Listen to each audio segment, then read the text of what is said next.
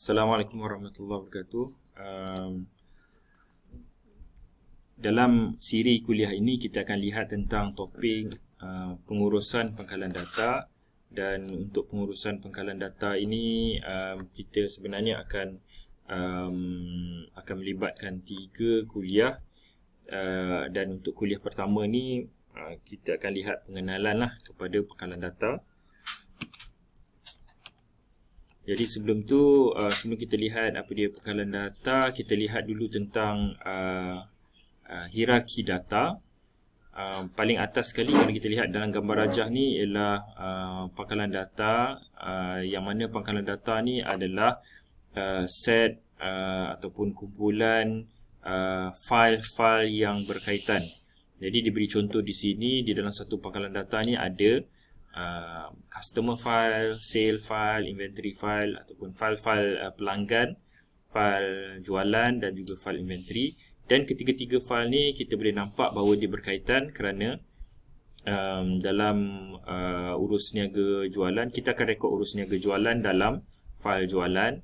Kemudian setiap jualan akan melibatkan pelanggan, maka akan ada file pelanggan, dan setiap jualan melibatkan inventory. Jadi kita akan ada file inventory.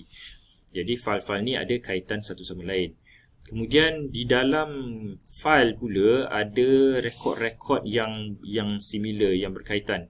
Jadi contohnya dalam customer file, setiap rekod adalah setiap customer. Jadi kalaulah dalam perniagaan kita ada 100 customer, maka akan ada 100 rekod. Okey. Dan di dalam setiap rekod pula akan ada field, atau akan ada medan-medan ataupun ruang-ruangan tertentulah, iaitu setiap rekod kita akan simpan customer number, kita akan simpan customer name, street address, city, state dan zip code lah dalam contoh ni. Jadi kalau kita fikirkan contoh di UKM, UKM akan ada pangkalan data ataupun sistem dia, dan di dalam pangkalan data UKM akan ada file-file yang berkaitan, dan mungkin salah satu daripada file tersebut ialah file pelajar. Mungkin ada file kursus, program. Dan kalau dalam file pelajar, maka rekod-rekod akan jadi pelajar. Dan untuk setiap rekod pula akan ada medan-medan tertentu seperti nombor matrik pelajar, nama pelajar, alamat, nombor telefon, email dan sebagainya. Okey. Jadi ini adalah data hierarki. Okey. Jadi kita akan lihat pula apakah kebaikan sistem pangkalan data. Tapi sebelum itu saya akan guna slide lain untuk kita tengok yang membincangkan apa tentang konsep pangkalan data ni. Kerana kita nak faham dulu apa perbezaan pangkalan data dengan yang bukan pangkalan data lah. Okey. Untuk itu saya guna slide daripada buku teks yang berbeza. Okey. Jadi sebelum wujudnya teknologi pangkalan data, organisasi menyimpan data dalam file. Okey, dalam file. Tak kira lah file tu boleh jadi file bentuk manual, iaitu dalam bentuk kertas, dalam bentuk folder manual. Kemudian organisasi menyimpan data dalam bentuk menyimpan maklumat dalam bentuk computer files, tapi yang menggunakan teknologi yang sebelum pangkalan data, dan yang itu pun mempunyai banyak kelemahan lah. Okey, jadi kita lihat dia kata dalam computer processing involves two components, data and instruction atau program. Satu ialah dalam kita melaksanakan computer processing akan melibatkan dua perkara. Satu ialah data, satu ialah program yang akan memproses data tersebut. Okey. Jadi Okey. Flat file ataupun sebelum wujudnya pengkalan data, data akan disimpan dalam apa ni, dengan kaedah file oriented processing, iaitu data file akan dibina berdasarkan apakah program yang digunakan. Itu sedikit berbeza daripada data oriented processing, tapi kita akan lihatlah dia data oriented processing ini. Dengan penggunaan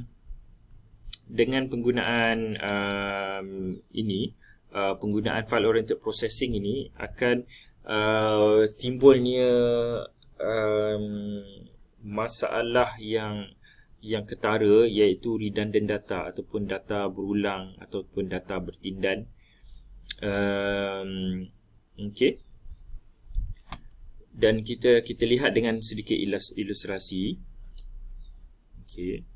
Dalam ilustrasi ini, iaitu flat file data management, setiap pengguna dia akan untuk simpan data, dia akan menggunakan program yang ada pada mereka, dan mereka akan mewujudkan file menggunakan program yang mereka gunakanlah. Jadi seperti contohnya ni, user 1 dia akan menggunakan program 1 untuk menyimpan data A, B dan C. User 2 dia akan menggunakan program 2 untuk menyimpan data X, B dan Y. Dan user 3 dia akan menggunakan program 3 untuk menyimpan data L, B dan M contohnya.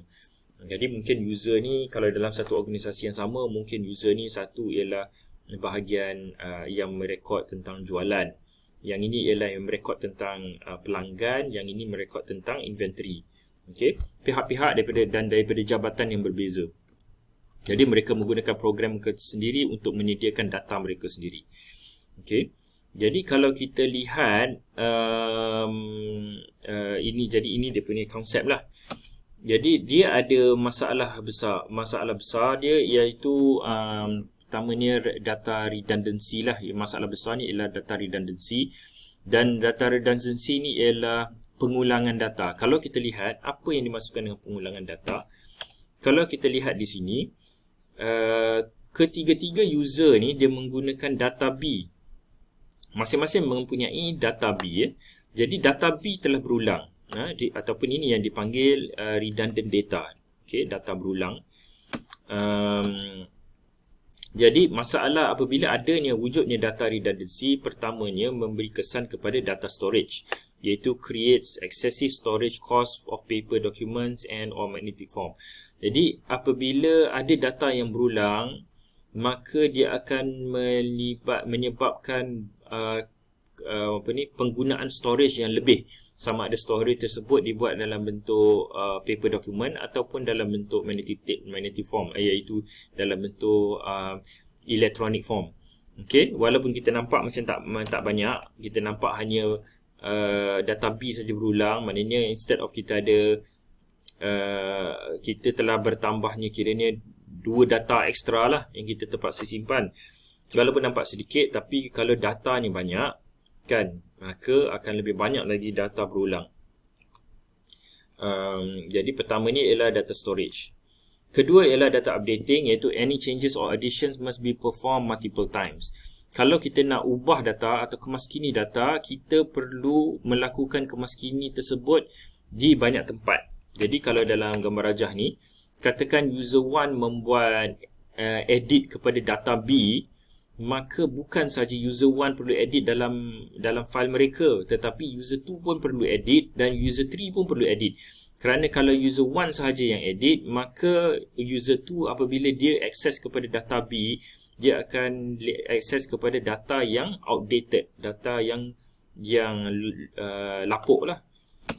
Okay. Data updating. Isu yang ketiga ialah currency of information ataupun kesemasaan. Kesemasaan of maklumat has the potential problem of failing to update all effective files. Dan kalau kita lihat dalam gambar rajah tadi, kalau kita tengok dalam gambar rajah tadi, data B ni berulang di 3 tempat. Jadi ada potensi bahawa user 1 dia update tetapi user 2 tidak update, user 3 tidak update. Jadi user 2, user 3 akan sentiasa melihat data B yang out of date. Okay, jadi currency of information is a problem lah. Iaitu mereka tidak mendapat maklumat yang semasa. Mereka mendapat maklumat yang sudah lapuk. Okay, jadi itu isu dia, iaitu currency of information. The information is not current lah. Okay, dan yang keempat, isu yang keempat ialah task data dependency, iaitu user unable to obtain additional information as his or her needs change. Kalau kita lihat dalam gambar raja tadi,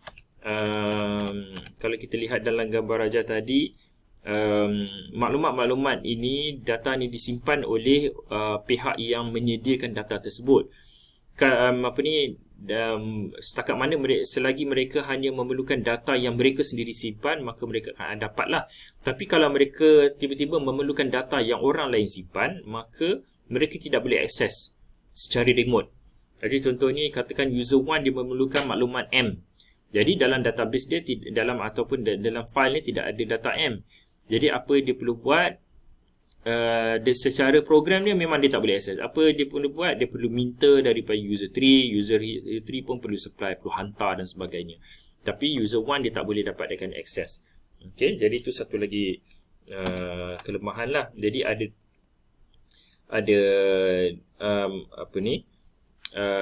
data redundancy dikaitkan dengan 3 kelemahan ini, kan. Kemudian satu lagi masalah dengan flat file ialah task data dependency, iaitu user unable to obtain additional information as his or her needs change.